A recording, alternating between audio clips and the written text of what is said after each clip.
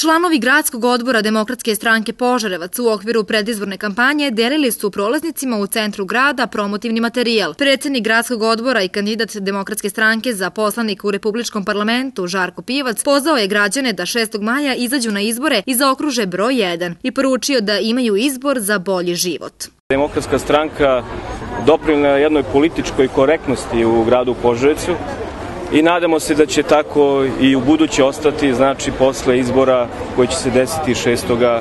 maja. Znamo da svaka predizborna groznica donosi neke neodmerene reči, ali mi smo na to navikli i nećemo se ni danas baviti time. Ono što je važno za nas, da smo dokazali da izborne liste koje nude realna obećanja, kao što je to bio slučaj i pre 4 godine, mogu dobiti većinsko poverenje građana. I mi sa takvom praksom nastavljamo i dalje.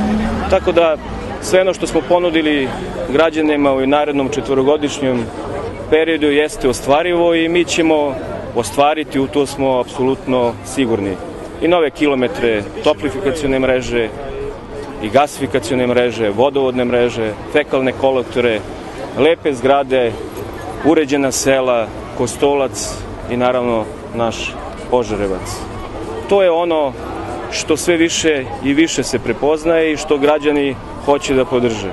I želimo da verujemo da će se tako i desiti na izborima 6. maja. Ja ovom prilikom pozivam sve građane da iskoriste svoje pravo, da izađu na izbore. I ono što stalno ponavljam jeste da nagrade za ono što je dobro, a da kazne one koji su loše radili. Pokazalo se da može da se desi da jedna vlada opstane 4 godine. I zato je važno u što većem procentu da se izađe i da se da svoj glas za ono u šta verujete.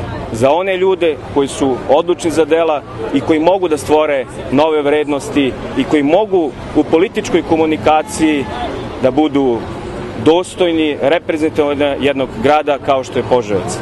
I druga stvar, ono što nam predstoji i što smo obećali na početku ove izborne kampanje i ono što stalno ponavljamo, jeste da ovaj grad mora biti pozicioniran bolje.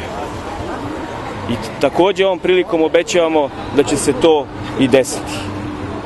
On zaslužuje, njegovi građani zaslužuju i sigurno da posle 4 godine imaćemo i grad koji mnogi neće prepoznati u pozitivnom smislu. Još 2 dana ostalo je do izbora, a predstavnici liste Izbor za bolji život kažu da ne sumnjaju da će građani Požarevca i okolnih naselja prepoznati napore Demokratske stranke, sve ono što su u prethodnom periodu uradili i sve ono što nastoje da urade u budućnosti.